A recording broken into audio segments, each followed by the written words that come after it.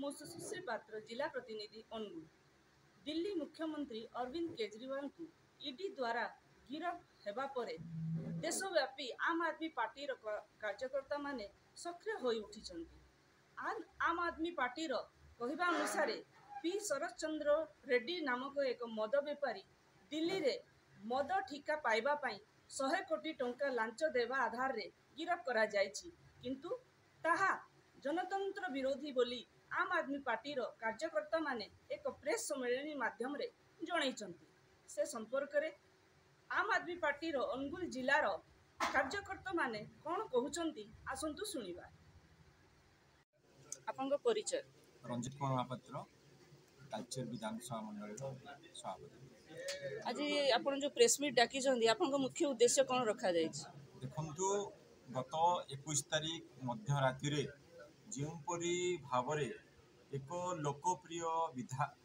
मुख्यमंत्री को ईडी तरफ बैंक तरफ रे गिरफ करा जायछि, ता विरुद्ध रे आम आदमी पार्टी समग्र भारत वर्ष रे ताको विरोध करा जायछि एवं आमे मध्य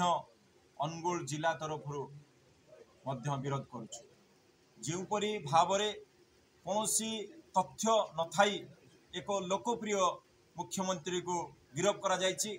ता प्रतिवाद रे आज आमे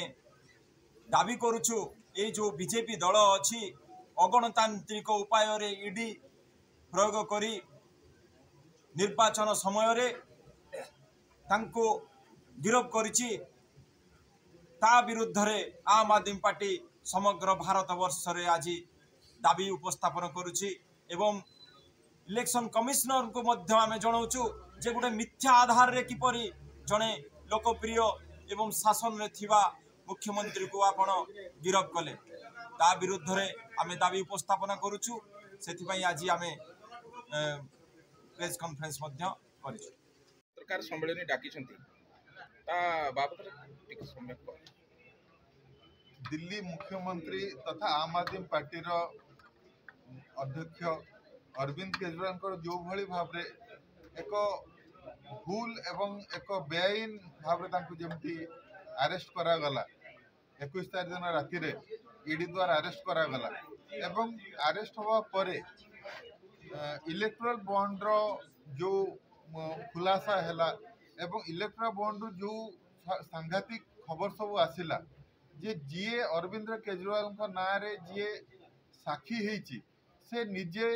मना करुची जे मो अरविंद केजरीवाल सहित केबे देखा हेनी एवं अरविंद केजरीवाल को मो कौनसी पैसा देनी एवं प्रमाणिक भाव रे इलेक्ट्रा बॉन्ड रिपोर्ट रे आपण माने समझ देखि परिबे सेथिरे पी शरद चंद्र रेड्डी जे कि तांको अरविंद के विरुद्ध रे जे राजसाक्षी चंती सीए खोला खोली भाव रे बारंबार करिकरी 109.5 कोटी टंका भारतीय जनता पार्टी को इलेक्ट्रल बॉन्ड माध्यम रे देइचंती एवं तापरे तांको जमीन हेची एवं से तापरे तांकर सजारू भी बाहर जाइचंती एवं एहाकू एक षडयंत्र भाव रे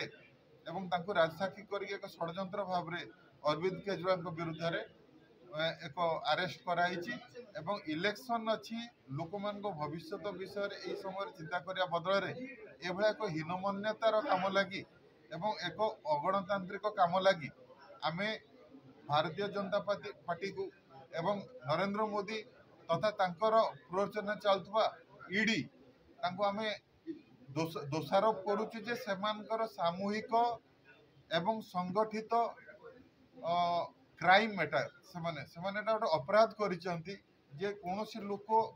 जे से भितरे इन्वॉल्व नहीं ताको बाध्य रे इन्वॉल्व करचंती देखला उल्टा निजे चांदा खाइचंती एवं निजे चांदा नैचंती से लोकठू तेणु से ता विरुद्ध रे आमे देशव्यापी बर्तमान लोक मान को पाखरे पहुंचे लगी प्रेस कॉन्फ्रेंस करू।